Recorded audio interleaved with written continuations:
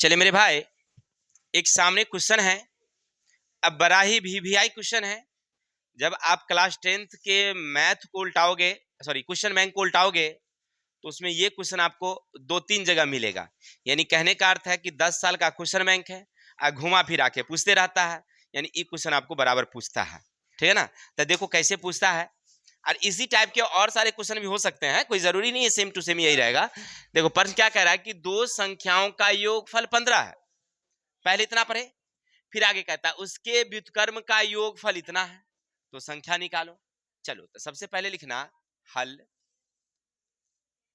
माना कि पहली संख्या बराबर x। अब हमें कोई संख्या मालूम है ही नहीं, तो एक संख्या मान लेते हैं। तो अब दूसरी संख्या क्या होगी आपका, तो आप लिखिए यहां पर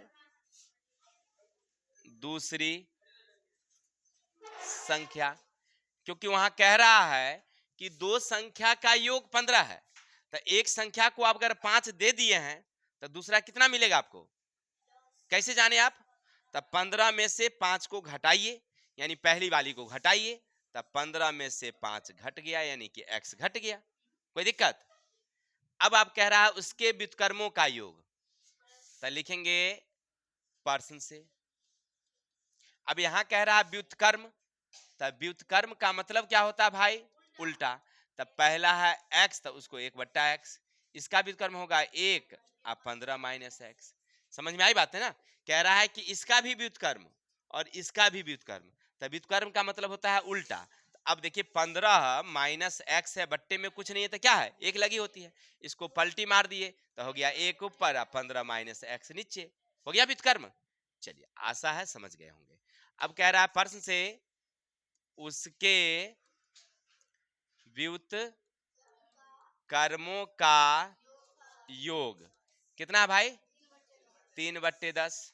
अब आगे बढ़ जाते हैं, तो 1/x और 1/15 माइनस x बराबर 3/, किसी को डाउट, आगे बढ़े क्या। चलिए आगे चलते हैं। तब फाइनल हो जाएगा आपका x, तब 15 माइनस x, इससे इसका गुना करेंगे तब 15 माइनस x, इससे इसका गुना करेंगे तो x बराबर 3/। अब आगे बढ़ जाते हैं फिर से, तो प्लस माइनस x वाली कैंसिल, तब 15, अब नीचे गया तब 15x माइनस एक्स स्क्वायर बराबर 3/। आप ऊपर से ऊपर काट सकते हैं, कितना मर्तबे, 5 मर्तबे, क्योंकि बराबर में है इसीलिए। तब फाइनल आपको बच गया,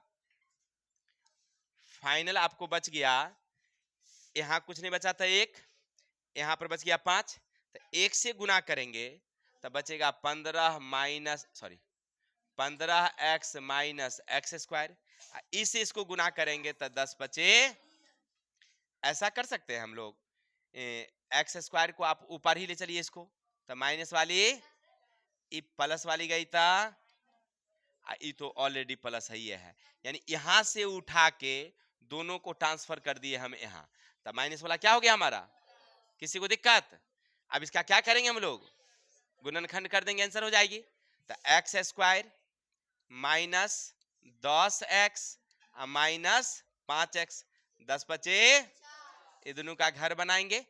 चलिए अब x कॉमा लेंगे, तो x माइनस 10, यहां माइनस रहेगा तो इसको भी क्या कर देते हैं हम लोग, माइनस माइनस, तो दोनों में से -5 कॉमा, तो x माइनस 10।